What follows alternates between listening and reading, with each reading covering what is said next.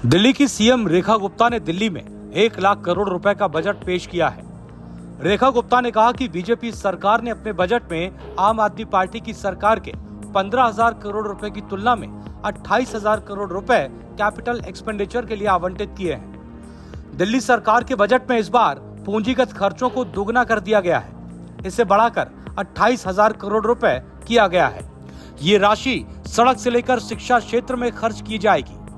दिल्ली की जनता को अब आयुष्मान भारत के लिए 10 लाख रुपए का इंश्योरेंस कवर मिलेगा।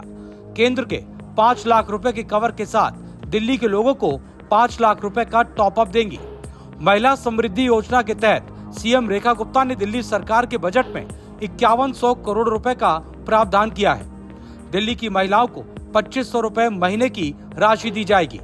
दिल्ली की मुख्यमंत्री रेखा गुप्ता ने जेजे कॉलोनी यानी के झुग्गी बस्तियों के विकास के लिए 696 करोड़ रुपए आवंटित किए हैं। दिल्ली में 28,000 करोड़ रुपए के फंड से सड़क, पुल, जल निकासी, ट्रांसपोर्ट और अन्य सार्वजनिक सेवाओं में व्यापक सुधार होगा। महिलाओं की सुरक्षा के लिए 50,000, अतिरिक्त कैमरे के लिए 3,843 करोड़, बच्चों को निशुल्क लैपटॉप देने के लिए 7.5 करोड़ रुपए के बजट का प्रावधान है। दिल्ली विधानसभा में अपने बजट भाषण के दौरान सीएम रेखा गुप्ता ने विधायक निधि के लिए 350 करोड़ रुपए के आवंटन की घोषणा की। 100 जगहों पर अटल कैंटीन खोली जाएगी। इस मद में 100 करोड़ रुपए का प्रावधान किया गया है। यमुना को साफ करने के लिए 500 करोड़ रुपए की लागत से डिसेंट्रलाइज सीवेज प्लांट के लिए अलग से व्यवस्था की गई है। दिल्ली में नई औद्योगिक नीति लेकर आएंगी। इससे दिल्ली में व्यापार करने में आसानी होगी। नई वेयर हाउसिंग नीति को अंतिम रूप दिया जा रहा है। इससे उद्योगों की बड़ी जरूरतें पूरी होंगी। वहीं ट्रेडर वेलफेयर बोर्ड की स्थापना की जाएगी, जो कि दिल्ली में कारोबारियों के सामने आने वाली समस्याओं की पहचान और निदान का काम करेगी।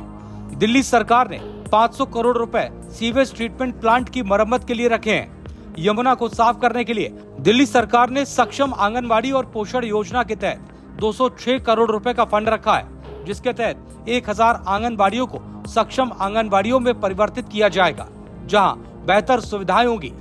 गरीबों के बच्चों के लिए पालना यानी के राष्ट्रीय क्रच योजना के तहत 500 नए पालना घर और आंगनबाड़ी केंद्र खोलेंगे।